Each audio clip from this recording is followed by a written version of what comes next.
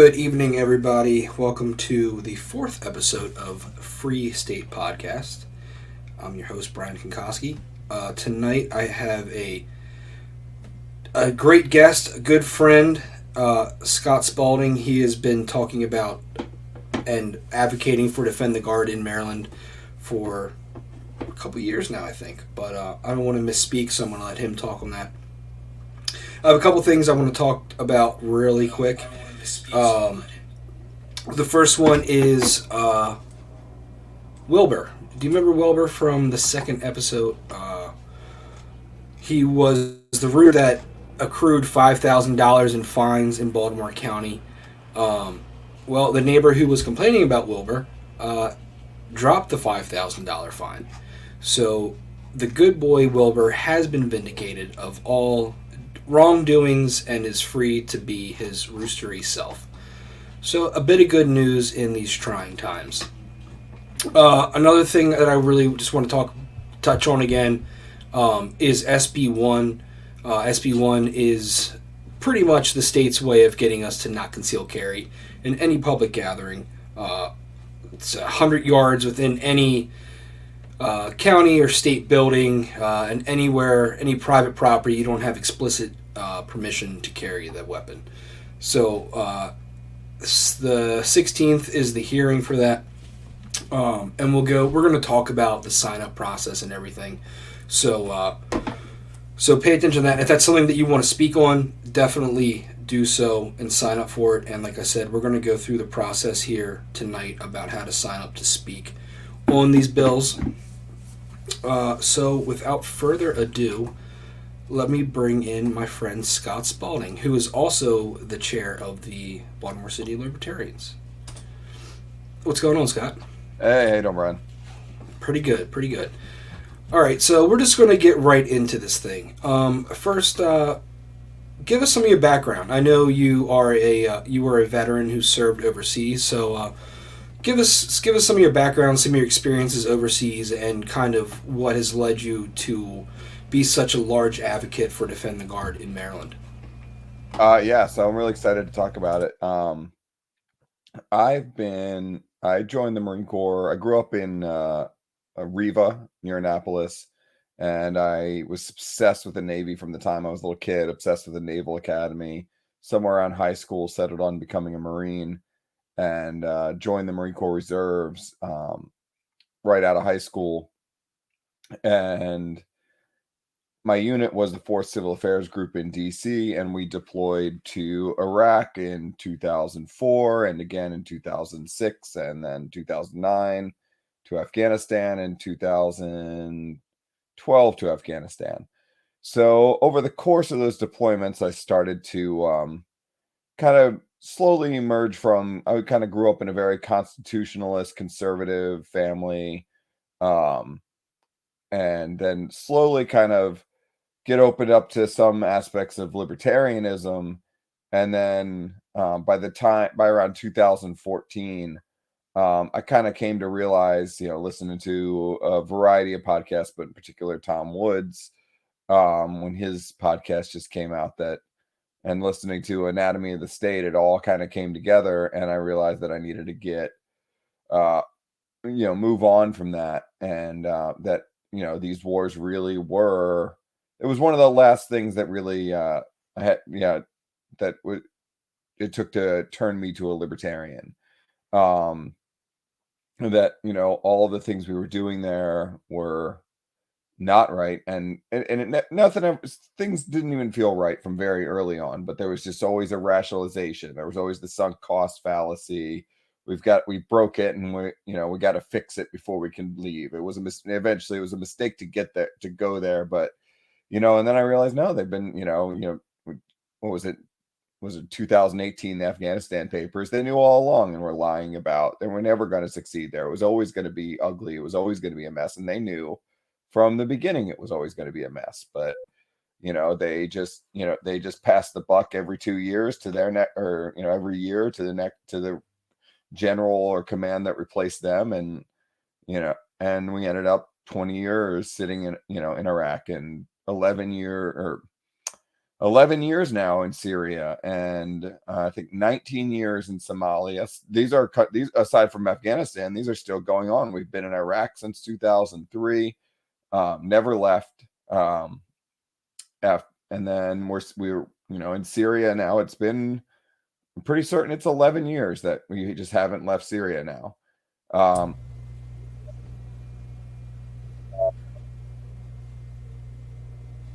Ali, all over Africa. And so, yeah, I kind of realized that we need to wind down these wars and that Congress is completely abrogated their duty to the troops, honestly, but in general, they've completely neglected they've neglected their responsibility to control whether the US is at peace or war. They handed that off with the authorization of use of military force and said, well, the president can do what he pleases. Rather than directing the president, we will be at war through a declaration of war. They've said in an AUM, we would call an AUMF, the authorization of use of military force. They've said, well, if the president wants a war, he can have it. And the difference between those two things has allowed the president, we had a problem in the past. It was recognized by the founders that the executive is always interested in war. They're always going to get people involved in wars and start things that will snowball into these excuses to spend money and direct our attention outside of domestic affairs. The founders realized that, and they said that they wanted the Congress to declare war for a reason. And there were with Vietnam, they realized that they wanted to try to tighten the leash by passing the War Powers Act and saying that the president can only do that, but for 90 days.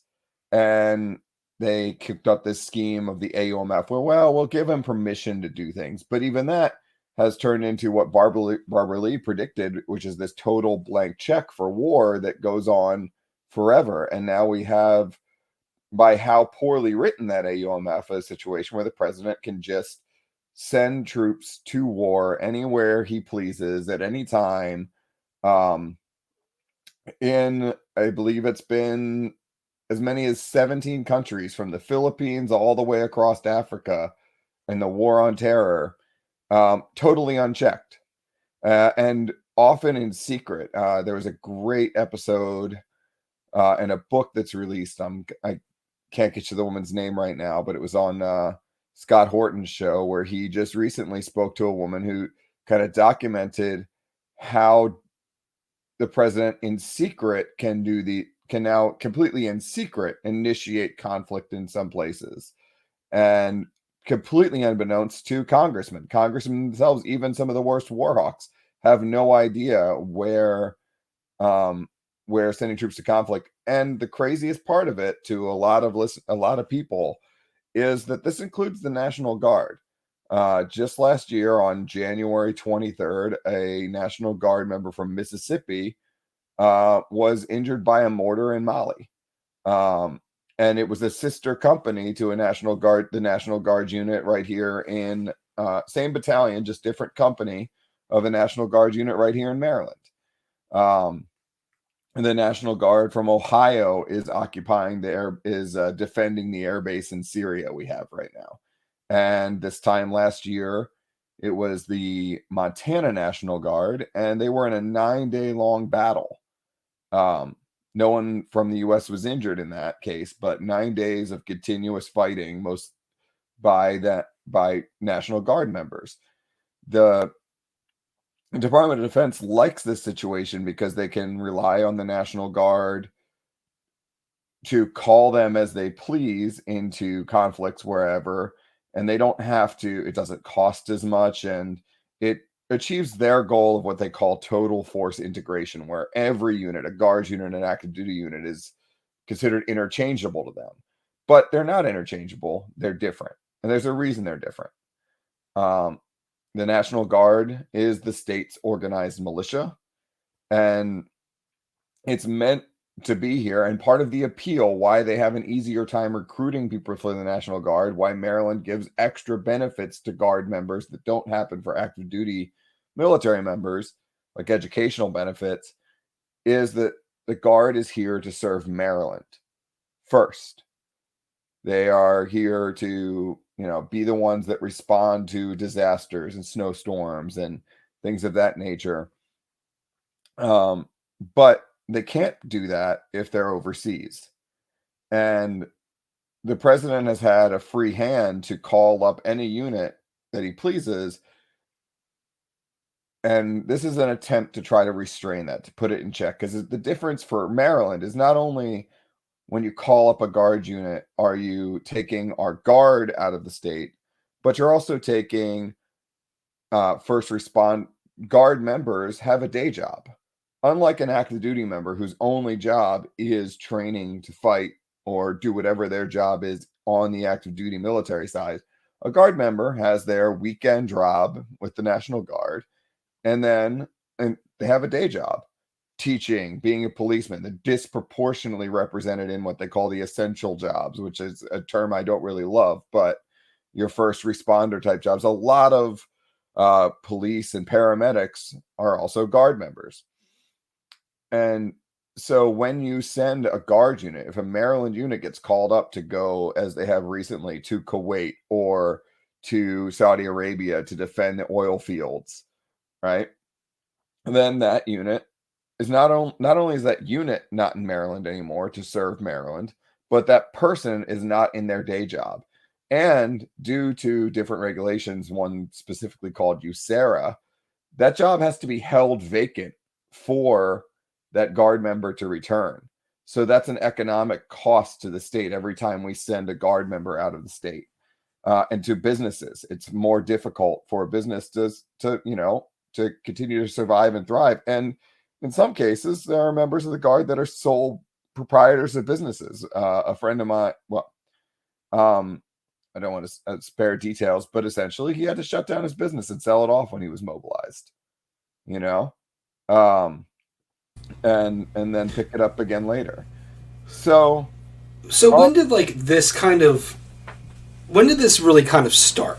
Like, when did National Guard members start being sent to what most people would think would be reserved for active duty military sort of operations and missions? Like, how long has this been going on? Well, it's funny, my father-in-law joined the Guard during Vietnam as a dodge from going to Vietnam.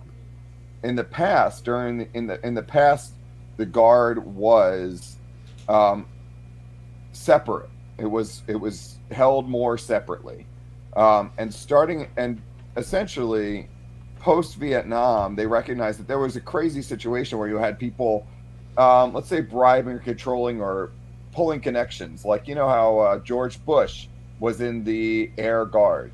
That was a dodge because he could get away with joining, but knew that he wouldn't go to Vietnam because they didn't send the Guard back then. But the Department of Defense realized that wasn't a good. It looked ridiculous to have people joining the military to avoid the conflict, and they passed the Montgomery Act in the '80s that called for this total force integration, where they're trying to get the Guard more involved in regular active duty situations.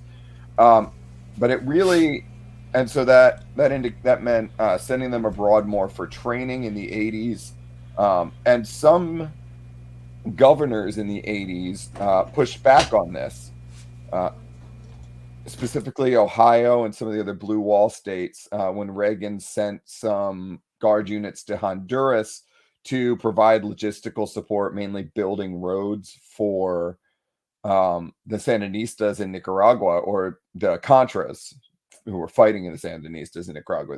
So they were sending Guard units from Ohio to build roads so that stuff could get to the conflict zone. Some governors pushed back and said, we don't want to release our Guard for that.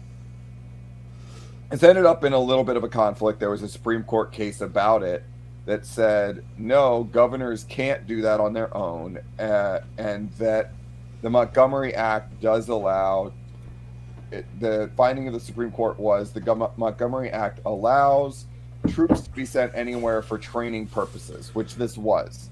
So even though they're being sent to Nicaragua and they're sort of helping out with the conflict, they're not in the country in conflict, and they're training. They're getting learned their training value, right? That was the Supreme Court's finding around 1992. And they laid off. They didn't really rely on the Guard for the Gulf War. It wasn't until 9/11 when they relied heavily on the Guard. I mean, there was a point during the Iraq War in 2006, 7, 8 during the surge where half of all the troops in Iraq were Guard members. And pretty regular, it was about 18% of all the people injured were Guard members. Um, but basically, this is post. This is the global war. This is a result of the global war on terror. That we're going to now use the Guard as much as possible because it's a backdoor. When there was a period of time where they put a study in whether we should conduct a draft because they had already lowered the standards. They were having lots of disciplinary problems. It's where we got these troops that were that ended up having embarrassing situations like the murders in Mahmoudiya and Bradley Manning would not have been able to enlist had the standards not been changed. So another thing they did was start leaning on the Guard more because they weren't lowering the stand. Well, they did lower the standard for everyone, but they already had Guard members, so they decided we're going to lean on them more. We need to use them more and keep them in the rotation constantly. So this is all really a result. It was something the DoD wanted to push towards, but it never would have happened in the scope that it has until these 9/11 wars. And now it's ongoing. It's a regular fact of life that Guard units from Ohio are in Syria, and Virginia Guard members are running the base in Djibouti, both of which are considered to be combat zones by the Department of Defense. And there is a real risk, and they are actively involved in combat there. So that's when it's been ongoing for the last 20 years, but it didn't wind down as these wars, they fall out of mind. Well, we're out of Afghanistan. All these wars are over. But as far as the DoD is concerned, they're not. We're still fighting. We're still, soldiers wasn't Guard members, but troops got killed last year in Kenya.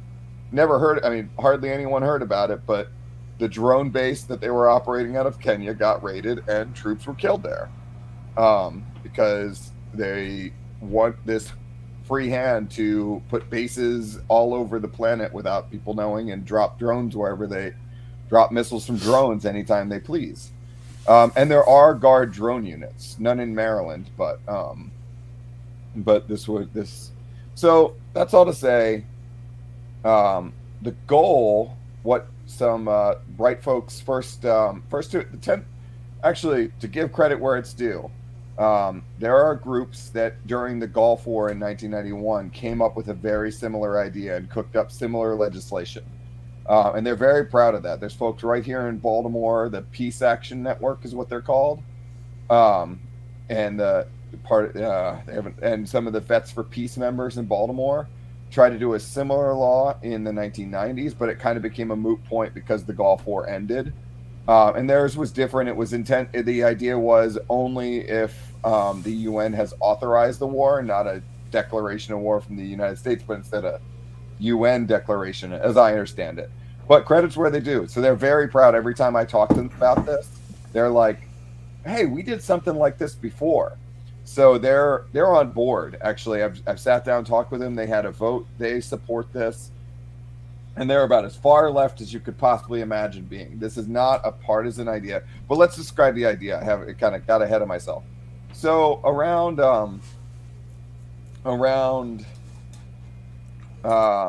probably 2015, uh, the 10th Amendment Center sort of saw this idea or kind of cooked up this idea on their own. And, independent, great ideas could pop up in more than one places. So you had the Vets for Peace people and Peace Action think of it in the 90s. And then you have 10th Amendment Center think of it more recently. And then Pat McGeehan, a delegate from West Virginia, was the first person to write it out as a law and introduce it in West Virginia. He was working in West Virginia, and that's the first time I kind of heard about it. And then around 2018, a group called Bring Our Troops Home got organized, which is a veterans group led by a fellow named Dan McKnight out of Idaho. and they held a rally in DC, brought in some legislators from Hawaii, Andy Clifford from Wyoming, Tyler Lindholm, a bunch of delegates from all over the country who had learned of this bill and supported it. And they had a little panel. And that's where I learned about the idea. And it's the first thing that got me off the political couch and onto the ball field. I mean, the first libertarian meetup I went to was just because, well, I know libertarians will support this. I'm going to a meeting because I need to spread the gospel of defend the guard. So the idea is very simple. And it seems so obviously correct that I really thought when I first learned about that, all I would have to do is hand it to a state delegate and they would thank me like I had just given them manna from heaven, and this would sail right through in 2018, no problem.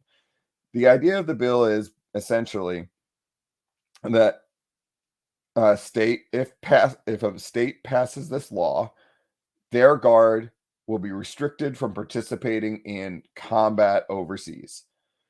So Maryland's guard will no longer be available for rotations to Syria unless Congress declares war. It just requires a declaration. It's a pretty small ask, honestly. We're just asking Congress to get their act together and put their names on the line before we go put Maryland's guard gets put in harm's way. This doesn't restrict the guard from doing any of the other things it already does every day. It only says we expect Congress to have done their job first. And an AUMF doesn't count because Congress handed over their decision-making power. It's as if the Supreme Court decided to raise taxes or the president decided to declare a law unconstitutional. Right? That's the same as Congress with the AOMF. They said the president can decide to do what he wants. So exactly, just follow the Constitution. It's pretty obvious, right? So we're just asking that Maryland state legislature pass this bill. It stipulates that Maryland's guard won't participate in any conflicts unless Congress declares war. It's a pretty simple, obvious ask, and that's why I think it's a no-brainer. And actually, our first year, my first year learning about it, 2018, I handed the bill off. I didn't know anything about lobbying or getting a bill passed. I mean, I'd seen I'm Just a Bill on in Schoolhouse Rock was about my level of knowledge, Right. And I really thought all I had to do was call my delegate and it would just go right through. But the thing is, state delegates don't think about these things that much. Foreign policy isn't front of mind for them, even though we know that foreign policy is domestic policy, that all the trillions of dollars we spend overseas come back home or dollars taken from us that hurt our economy.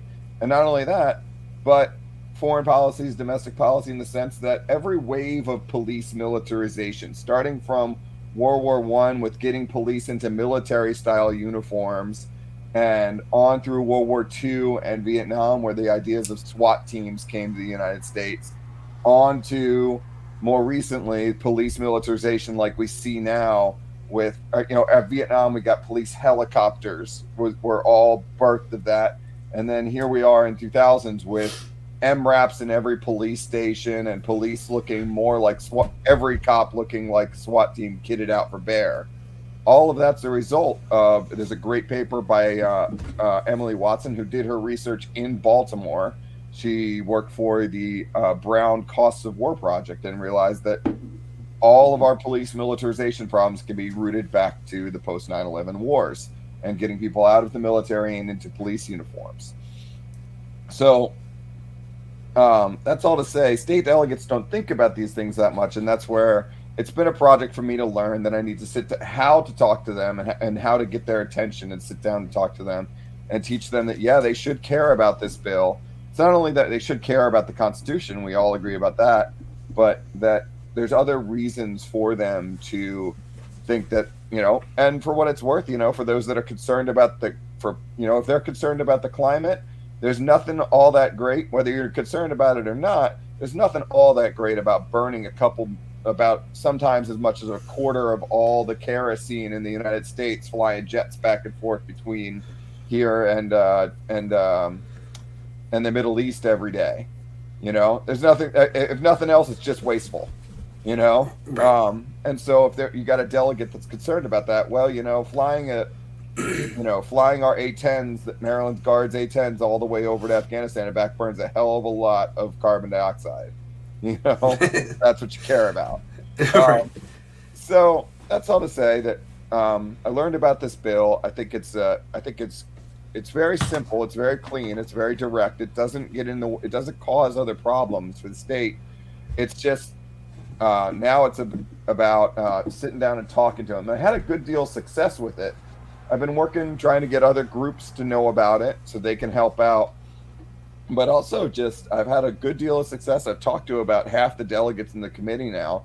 No one has anything bad to say about it. But at first it was me learning. My first year I just was tweeting at them. And my second year I thought I took my eye off the ball a little bit. I was busy getting married and some other thing, going through life.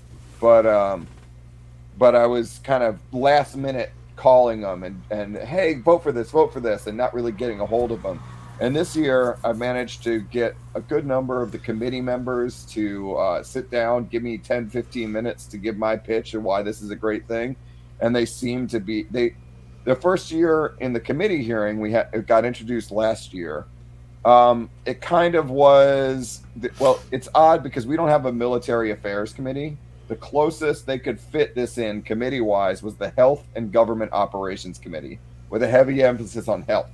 It fits because it's government operations, but basically, we were in a hearing where everything was about insurance policies, refunds for ambulances, and then out of left field comes a group of veterans saying we need you to pass this bill to get Maryland's Guard out of wars, and all the delegates had never heard of it. All but one of the delegates had never heard of this before. They never read my emails or listened to my voicemails, or their aides didn't pass the message along. So all of them just kind of got a deer in the headlight look, nodded, and then moved along. Also, it was their first year back in session. Everything was being done by Zoom, so they really just didn't. They didn't know what was happening, and this year I've laid a good amount of groundwork. There's a former Guard member who he was West Virginia Guard, but he's on that committee. We sat down for a good hour and a half, and I think he's on board. They're always very tentative. They want to, as I understand it, the committees here really want to work by consensus. They want to hear it out, sit down, have a closed door meeting, and then when enough of them are thumbs up, then it's going to sail, is what I've heard. So they're not going to give you a yes in public or, we love this, let's go necessarily. It's kind of, let's see if 10 other members of the committee kind of, yeah, this seems okay. And then they're just like, all right, well, that's enough. That's a majority. Let's go. Let's get it out of here. Let's pass it. So I've laid a good amount of groundwork, but I could always use some help getting a hold of some of the committee members. And I've got a great list of them that I can share with anyone with their phone numbers and emails, but just a Google sheet. But there's also their websites readily available. It's the Health and Government Operations Committee. I don't know if you want to pull that up and just give folks a look. Sure. Yeah, sure. Give me 1 second. Still figuring out all this fun stuff. Here we go. Share screen.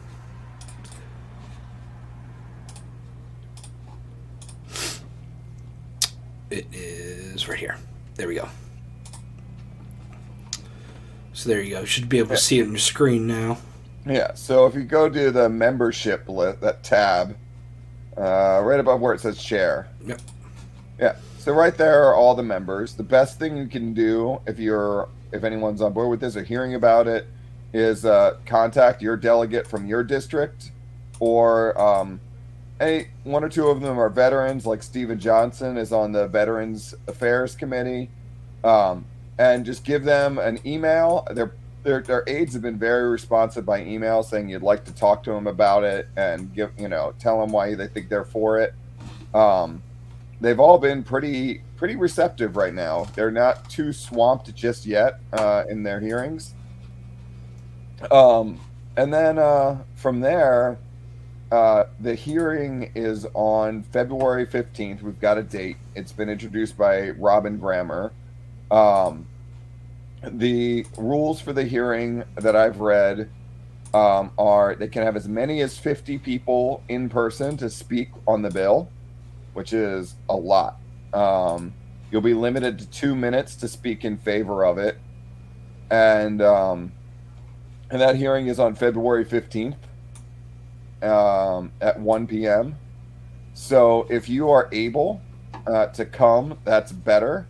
And then they'll take a limited number, kind of based off time, of Zoom people who want to support, because they recognize that having people Zoom in from Western or Eastern Shore is just more fair, that it's hard for some folks to come.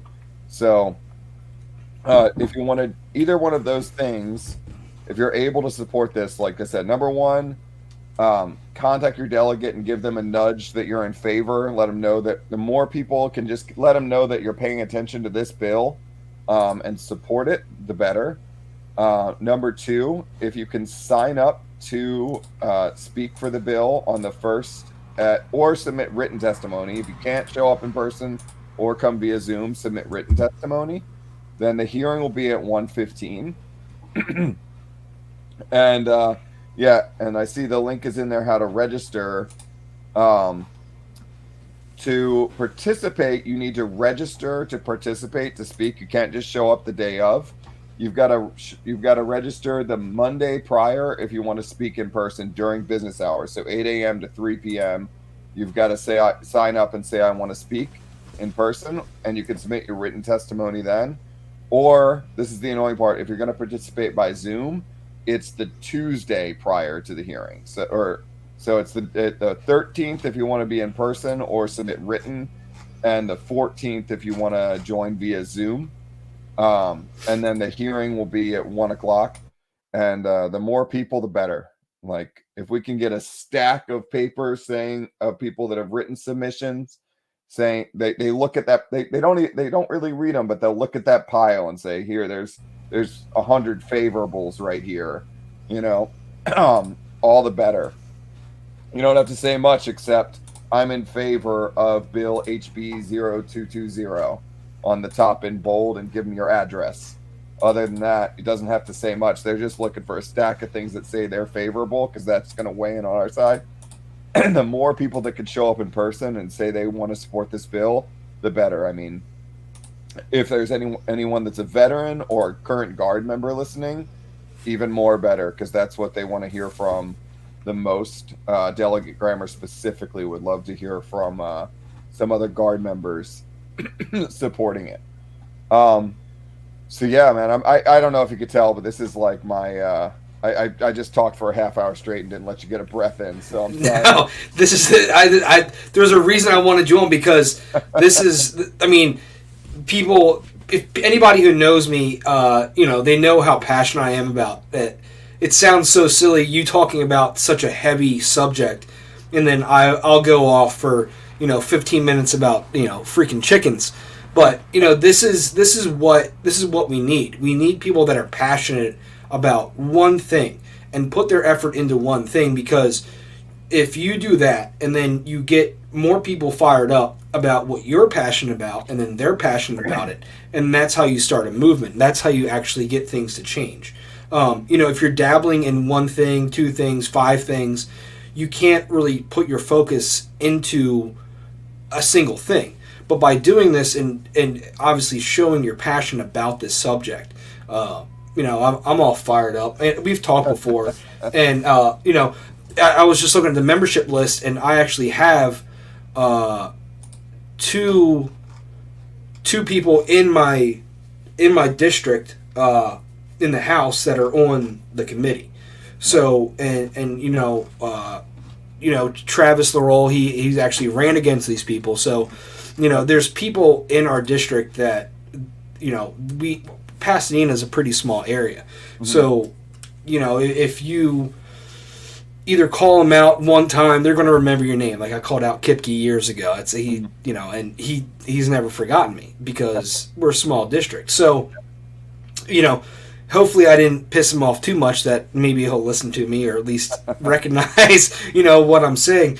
But this is exactly what we need, not just in the libertarian movement, not just in the liberty movement, Mm. but anybody that wants to incite change in their community or in the state is people that are super passionate about a very specific subject, because without people like you, then these things just keep getting pushed off, keep getting pushed off, and keep getting pushed off to the point where we have, our neighbors, and we don't even realize it, that our neighbors are getting sent off to foreign wars when we just think they're in the National Guard, doing, 1 weekend a month, going down there and doing, PT and a couple of drills. Hmm. Yeah, absolutely. I mean, luckily, like the air guard unit hasn't gone anywhere recently, but they were slated to go to Afghanistan about 2 years ago, right before COVID hit, when Trump wound down the presence of Afghanistan, but they were slated to go. Um, and there's constantly small parties going to and from mostly Kuwait and Saudi Arabia. But yeah. um the other thing, just for what it's worth, is the other cool part, at least for me, is there are other things I'm passionate about. I mean, this is definitely my motivating thing, but I'm learning the skills a little bit of, how to get their attention in an email, how to get them to respond, how to set up, when to try to set them up for a meeting, like, that sweet spot right between November and Christmas where they've gotten elected and they're sitting on their laurels, but the session hasn't started yet. That's whatever the bill is, whether it's SB1 or whatever. If you want to advocate, first you got to get a meeting with them, or just make sure they know your name, like you said. They've seen your face and you've shaken their hand sometime between election, like when they've won their election, and Christmas, because that's when they're sitting there thinking, what am I going to do before the session starts? And then the session kicks off, and they've got a million things coming at them every day, is a committee hearing and all that. And so you've got to learn. I'm learning how to get sweet talk their aides a little bit, find out their times they're available. When can I tell? I mean, next Friday I'm taking the day off work and I'm going down, and I've got 5 different delegates that I'm going to be trying to sit down and talk to throughout the day, just to make sure that they're prep. They know they're prepped for the bill, and all their questions are answered, and hopefully one or two of them. There's only I mean, I think this is a safe place to talk about it. There's only one or two negatives of this bill that anyone can come up with. And I've listened to every hearing on it that I can get my hands on, the recent one in Wyoming and New Hampshire. The opposition is getting a little bit more organized, to be fair. They've done their research a little bit, and they're coming up. They're giving hard numbers, big scary numbers to delegates now, telling them that they may risk losing funding. But at least one or two of the folks I've talked to, I told them, look, somebody's going to come and tell you that you might lose federal funding for this or that. Well, they're not a congressman. That person is trying to scare you with a big number. They don't write law. They don't decide how much money goes to the state's guard. Congress does. And Congress, I mean, it could be the case. You might believe this, but if Congress would rather have no guard than do their job, fulfill their duty to the guard, then we need to know that too. You know what I mean? If Congress really would cut funding to the guard, which I don't see happening, what are they going to reduce? Every year they take what the president asks for and increase it. Every year Congress offers more money than the president asks for the military. So I don't see them really cutting the guard, but trying to prep the delegates to push back on that and be like, "Sir, are you a congressman? Who are you to speculate that Congress will cut funding?" When our fiscal note says the state's fiscal note says there's no effect. So who are you to say that? But all that's really just to say that this is what I care most about.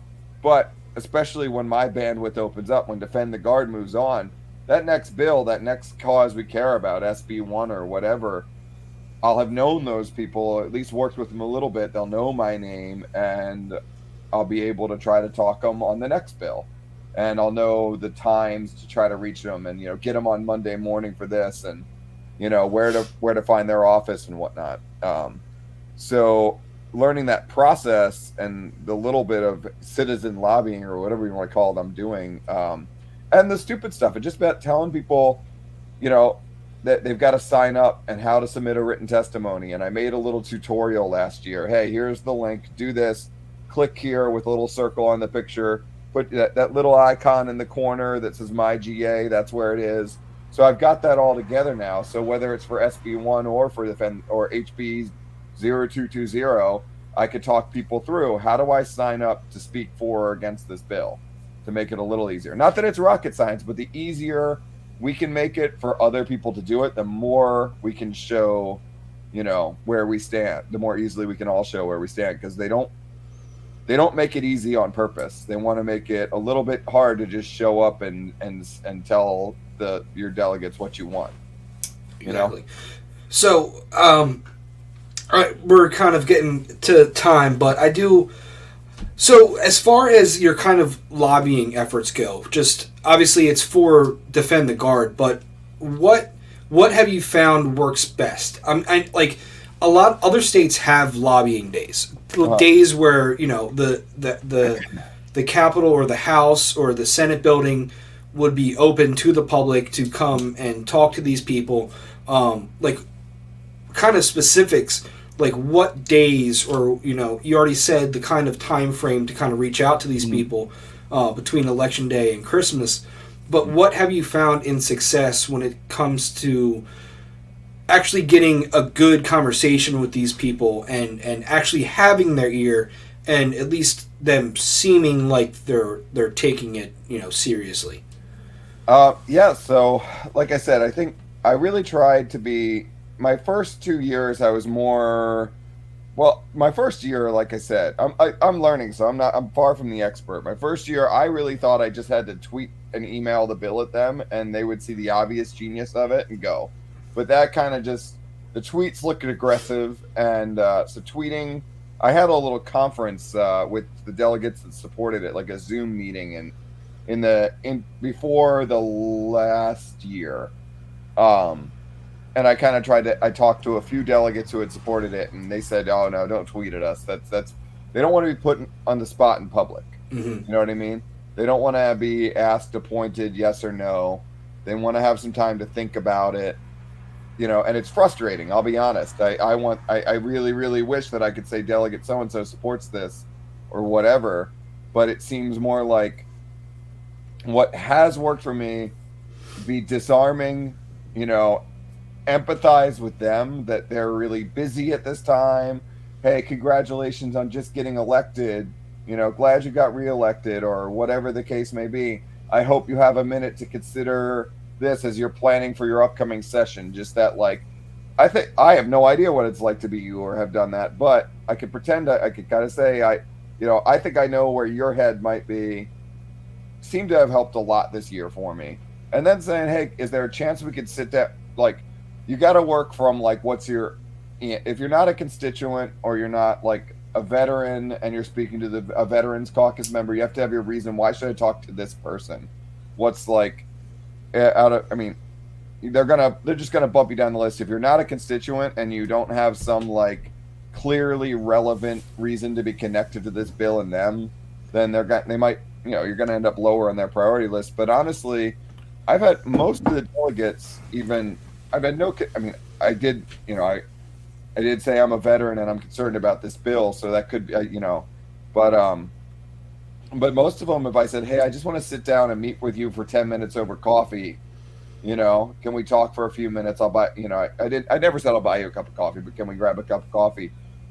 That was 5 or 6 delegates that said yes to that. I'll talk to you for 10 minutes if you meet me meet me at my office, or meet me at a Dunkin' Donuts, or meet me where, in my district. I'll come up to Parkville and meet you for a Dunkin' Donuts. So that worked pretty well in that interim season. And then now, as the bill, I think the rest of them, honestly, I got a lot of contacts in the last week or two since it got since I could point to the actual legislation that it's actually introduced. Here's this bill that's been introduced. I'd like to talk to you about it. can I have 10 minutes of your time? Like asking them for a very small chunk of their time. And then, I mean, let's be honest, I can't say anything in 10 minutes. So, um, so I'll be taking 15 or 20 before they push me out the door. But, but thus far, it's just kind of being non-threatening and not saying even my position. I'd like to talk to you about this thing for 10 minutes, please. You know, and I'm your constituent, or I'm a person affected by this bill in this way. You know, with those two things have gotten me in the door, and then talking to them, I just, you know, I do a little bit of homework, seeing like what issue they might care the most about. So if I was talking to somebody who their entire page says climate, climate, climate, then I'm gonna slip in that thing about, you know, burning lots of jet fuel isn't so great for the environment, you know. But if it's somebody that's Constitution, well, I can talk that language all day long, you know.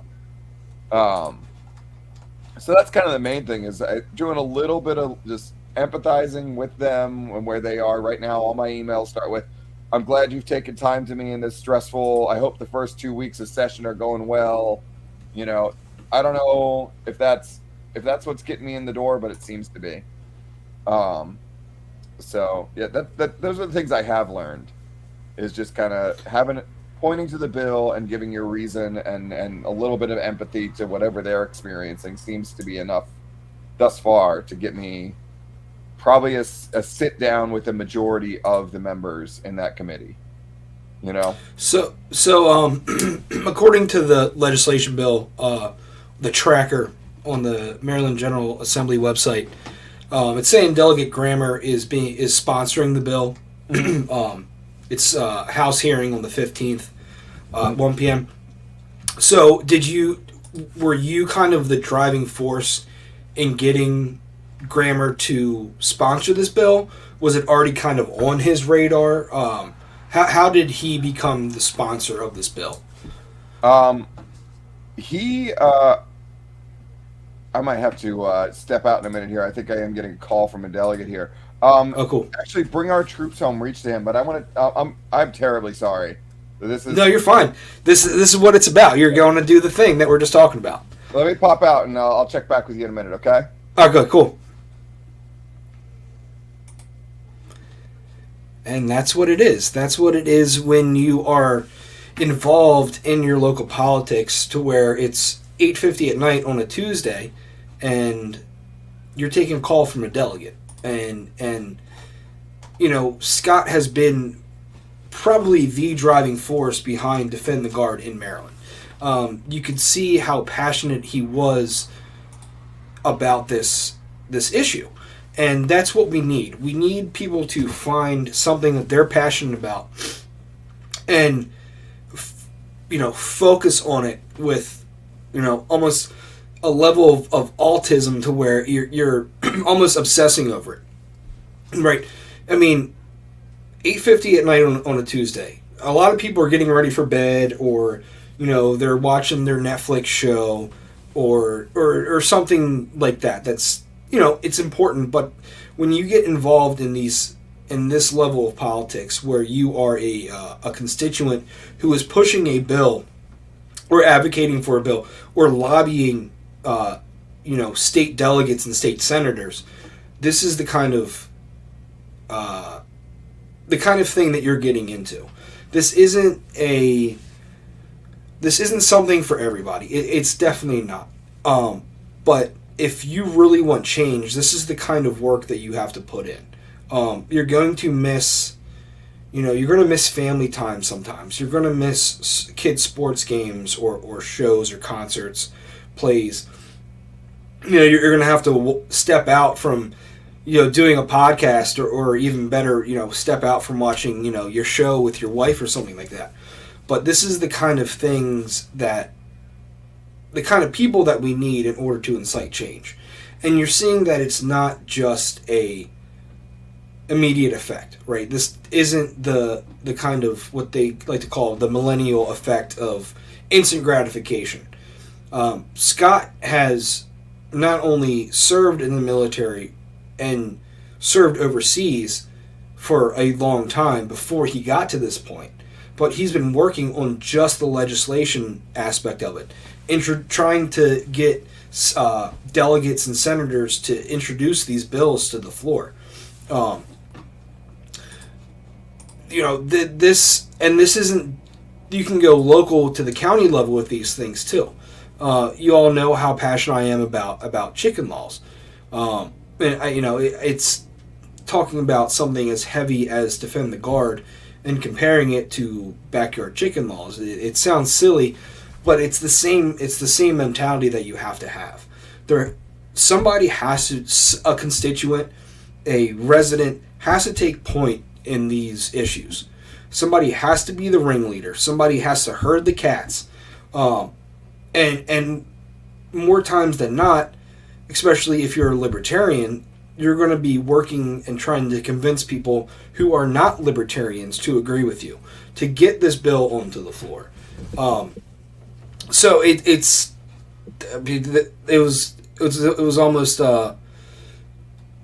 poetic that he got a call from a delegate in the middle of us talking about this, because this is what it takes. So I'm going to give him a few more minutes. Wasn't prepared for a gap here. I just want to make sure that he says everything that he wants to say. All right, we're back in it. Yo. So how'd that go?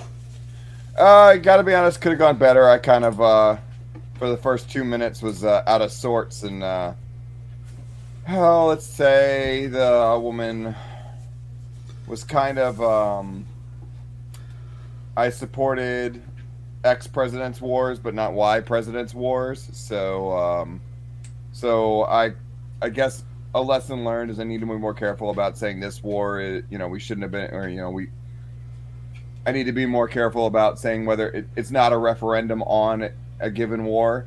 I didn't mean to. I kind of was giving an example of, well, we have troops in Syria right now, and Congress never voted on that. And she kind of took that to mean which I am, but this bill isn't. She took it to mean I was speaking against even being in Syria at all. And she was like, well, there were weapons of mass destruction, and Assad is a terrorist and whatever. So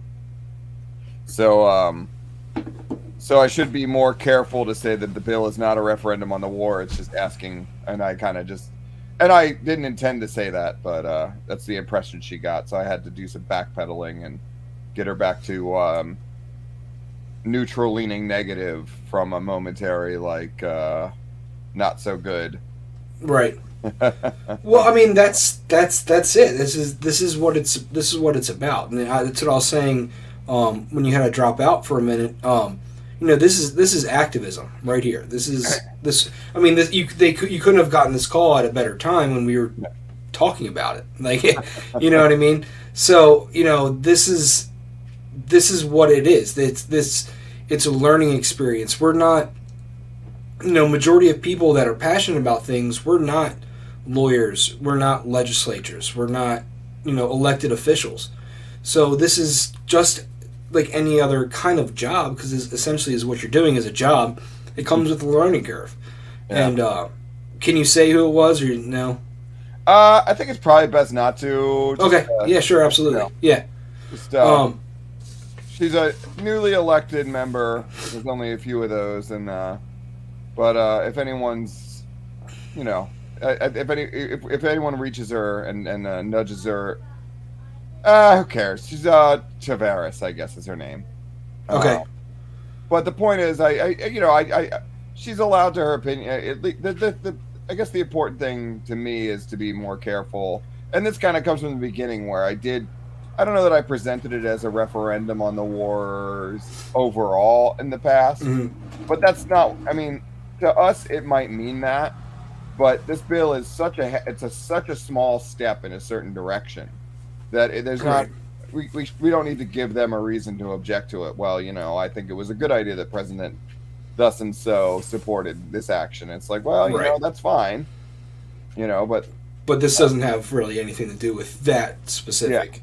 Conflict. Yeah, exactly. And I should have been, but that's all to say. She, when I kind of explained a little bit more clearly that another thing that I find is I failed to spit out, usually a good line to use for anyone, is that America, whether, for those that are not anti-war like I might be, or, um, for those that, if you're talking to someone who's not, one thing that seems to really sing to them is when I say that America is 5 victories for 5 in declared wars. Every declared war we've ever had has lasted less than 4 years and has been a resounding victory. You know what I mean? But Right. but our undeclared wars have a mixed record, and tend to drag on much longer. You know, and so for them, that's things like, oh, this is great. Like, yeah, she's in PG. So if anyone wants to know, I don't know, I wouldn't harass her. She said, I talked back into, I took my foot out of my mouth and seemed to get her back to, well, I'm going to think about it. Let me talk to, and this is another thing I have sort of failed to do. Not entirely. I was being delicate with talking to the, even on the website, the chair of the Veterans Caucus in the House, was an acquaintance of mine, and I didn't feel like I should put him in a really awkward position. You know what I mean? Hmm. I guess maybe he wasn't a close friend. He was a guy I knew in college that I would hang out with sometimes. You know what I mean? But we were friendly, you know, and so I didn't want to leverage that, and I probably shouldn't have hesitated. But he's not the chair of the Veterans Caucus any longer because he moved on from being a delegate to a councilman.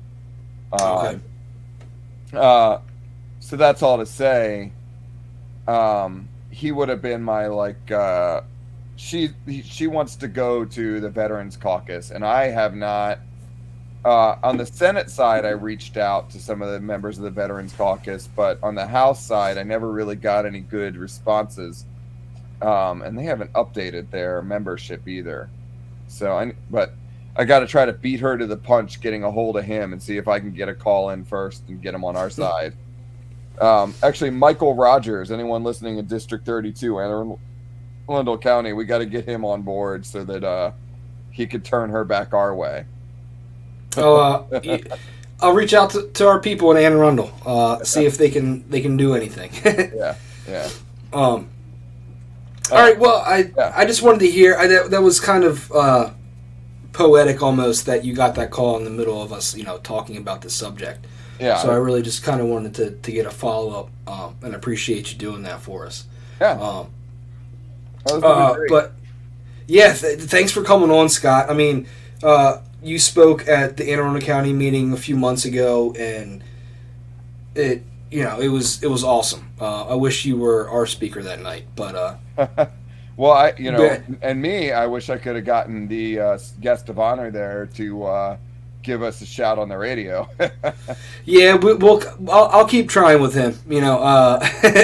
He's turned into enough of a friend that we'll text occasionally. So Yeah. so maybe I can get you on with him. I'll just keep pushing the issue with him. Yeah, if we could get a chance to at least talk about it Right. on his show, my God, what that would do. Getting a plug from I mean I had to be a butthead about it at not a butthead, but I just kind of had to horn it in at the Dave Smith show up in Perryville. I don't know. I just more or less was like, I have a question. Tell everyone about Defend the Guard. There's a hearing on the 15th. This is the part of the problem. I'm that guy at the end that was like, I have a question. Will you tell everyone this? And Dave Smith was like, yes, I will tell them exactly what you just said. I mean, that's what you got to do. You got to put yourself out there. I mean, like, this is activism. It's my one shot to like tell 300 people that there's a hearing about a bill that if they like Dave Smith, they might like this. Right, exactly, absolutely. And even if people out of state, comment on these things or put in some sort of email or phone call, that adds up. And like you were saying, it's almost having that stack. They don't look at the entire stack. They don't look if you're a constituent, but they have a stack of emails or something that might be enough to persuade them that there's a lot of people that are supporting this issue. Yeah, exactly. So I appreciate you coming on. Every episode since I've started, I've been giving Rage Against the War Machine rally a shout out. Do you plan on I'll be going there. on the? Oh yeah, I'll be there. Cool, awesome. So Yeah. everybody, check out Rage Against the War Machine. I'll put the link in the show notes, and it's in all the previous show notes. Um, that's we're starting to get pushback on it, right? I don't know if you've been following, but you have we're getting some not quite mainstream media, but some bigger publications talking about it. Some neutrally, some positively, some negatively. We're getting other libertarians or former libertarians talking negatively about it because of some of the speakers. But that means that it's starting to get the reach out there. That's a good thing. Bad press is better than no press in this instance. When you're taking flack, you're over the target. Yep, there you go. You know, So that's the biggest thing that convinces me that this bill could actually work. Actually, because I've had some questions about, well, would the Supreme Court just shoot it down? But the fact that they have to dedicate a 2-star general to opposing it and keeping tabs on it and crafting talking points for their hearings tells you that they're worried about it. The fact they even have to push back tells you that it actually could do what we want it to do. That it's not a toothless, move. exactly. It was the same thing when I was running for state senate. I had one news article. I think it was the Capital Gazette. It was an opinion piece about a forum that I spoke at, and the writer only said negative things about me, and they weren't bad things. They were just negative things in her opinion. So that's when I was like, you know what? Maybe I'm not doing as bad as I thought. So any press is better than no press. I'm looking forward to that rally. It's a couple weeks now. Yeah, it's getting close. It sneaks up on you February. I know we were talking about it back in November or something like that, and here it is. It's a couple weeks away. So on that note, Scott, I look forward to seeing you there. I don't know if I'll see you before then. If not, I'll definitely see you there. It should be a good time. Everybody should come if you're able to. If you're in Maryland, Pennsylvania, Delaware, I think even Virginia, maybe even North Carolina and Ohio. I think we're trying to get as many buses to get as many people there as possible that you don't have to drive. I know we have 2 different hotels that we're blocking out so that if you want to stay the night, because there's after events that are planned after Sunday and stuff like that. So definitely check out the Rage Against the War Machine rally. If you can't make it, please donate, because we have all these speakers and we got to set up a stage, and they're making us get porta potties and recycling bins and trash cans and all this expensive stuff just to practice our First Amendment rights. So, Scott, I really appreciate you coming on. Thank you for having me. I don't know. I wish I would have had you on sooner. You're as far as It's up so fast. people. Yeah, when people in the Libertarian Party of Maryland, I feel like a lot of the time we're so spread thin, the majority of us, that we can't have like a singular focal point when it comes to certain issues and legislation. So it's really inspiring to see you do what you've been doing, and not just this year, but for the previous years. And there's lessons to be learned from you in this process that you've been going through with this. So I really appreciate you coming on. I hope a lot of people watch this podcast. I hope a lot of people feel informed and fired up and passionate, even if their passion isn't defend the guard, to kind of find their passion in something else. Yeah, I think just the thing with the passion thing, just the one thing it's allowed me to do is stay out a lot of the squabbles that might be happening in the party, because it's just like, I don't care. Maybe it's not that I don't care or I don't have feelings about some of the squabbles. It's just like, can we, like, for me, I'm so singularly focused, and this goes for other people, those other people that are singularly focused. If we can coalesce around those people, only briefly, it can maybe put some of those squabbles to bed. Because if we're just all going to put our nose to the wheel on this for a minute, because whether it's this bill, my bill, or some other bill, let's all drop the knives for a minute, and let's all do this for the next 2 weeks. And then we can go back to squabbling, or maybe by seeing that we're all on the same team, we can kind of put some of come together. I always like to say, the enemy's out there, right? Yeah. We are not each other's enemy. Actually, the first time I met you was at the Rage Against, or what was it called? End the Damn Wars rally. Damn Wars, yeah. Yeah, that was the very first time I met you. It took us to both end up at a rally in D.C. to meet each other, and we're both in Maryland. Yeah. So again, Scott, thanks for coming on. I'll definitely be keeping up with you. Cool. And if you can make it out to an Anne Arundel County meeting, I'd love it. You're always. Yeah, I'll be there again. I'll be there again. All right, we try to have fun. Thanks for coming on, Scott. Have a good night. Take care. You too. Bye. Ladies and gentlemen, that was Scott Spaulding. Probably statewide the largest pusher for the Defend the Guard legislation in the state of Maryland. I shouted him out on Twitter earlier. His Twitter page is, here it come loading. It is MD Vet, the number 4, peace.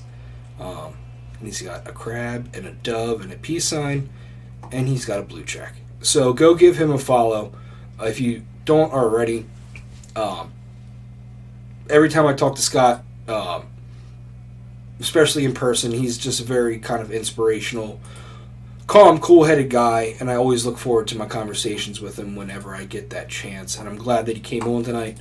With that being said, I have nothing else for you guys. If you didn't catch the live stream or just caught parts of it, I will edit out that about 20-minute window of silence. I just really wanted to hear what Scott had to say, kind of rehashing, but the poeticness of us talking about this and him getting a call from a delegate in the middle of our conversation about that exact thing was really cool, and I'm glad that he felt comfortable to share that with us. So if you're listening later on Spotify or Apple Podcasts or Rumble, I think I can edit it for Rumble too, then that little slow segment will be edited out so you don't have to skip it or wait for it. But thank you everybody for watching. Everybody have a good week. Have a good weekend coming up. If there's something that you are very passionate about, something that you want brought to light that I may have overlooked or just straight up don't know about it, please reach out to either my personal Twitter, that is BK the number 2 FOR Maryland, or reach out to the podcast Twitter or YouTube, and I'll look into it and I'll bring it to light. And if you're active in that thing that you're passionate about, I'll ask you to come on and talk about it, because this is what this podcast is about. It's about Maryland. It's about Maryland and local issues. And I want to make sure that I keep it that way, because it gets really easy to talk about national issues because everybody else talks about national issues. Even local news stations, even local radio stations end up veering to the national stories because they've already been dealt with, vindicated, commented on multiple times. So it's easy to put that information out there. It's easy thing to talk about, and I like to talk about difficult things. I like to educate myself, and I like to educate others.